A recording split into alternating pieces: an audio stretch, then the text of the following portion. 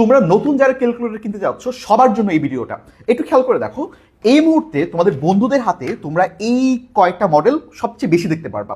একটা কি তোমার কেসিও FX991 CW ক্যালকুলেটর, আর এটা কেসিও FX100 MS ক্যালকুলেটর, আর এটা কেসিও FX991 EX ক্যালকুলেটর, আর এটা Casio FX991EX plus second addition.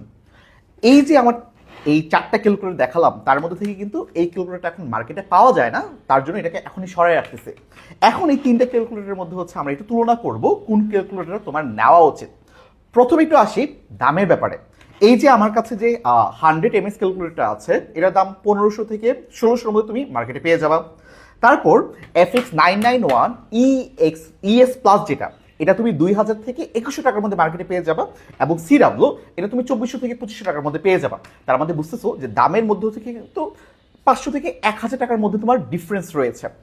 এখন কোন ক্যালকুলেটর তোমার কেনা উচিত লং লাস্টিং এর জন্য? এটা অবশ্যই তোমার সিডাব্লিউ ক্যালকুলেটরটা, কারণ এই ক্যালকুলেটরটা অনেক বেশি অ্যাডভান্স। তুমি যদি এখন 9-10-এ পড়ো, তুমি এটা ইউজ করতে পারবা।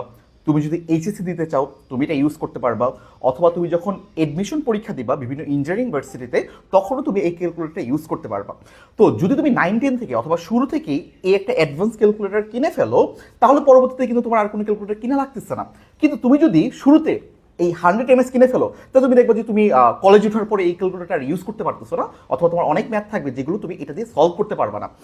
তারপর তোমার হচ্ছে ইএক্স প্লাস আছে, ইএস প্লাস এটা থেকে এটা মাত্র 300 থেকে 400 টাকা বেশি। তাহলে তুমি 300-400 টাকা বেশি দিয়ে একটা সিডাব্লিউ কিনে ফেলো। তাহলে আমরা কি বুঝলাম? তোমাদের এখন উচিত হবে সবার একটা সিডাব্লিউ ক্যালকুলেটর কিনে ফেলা, যেন তোমাদের হচ্ছে পরবর্তীতে আর ক্যালকুলেটর চেঞ্জ করতে না হয়।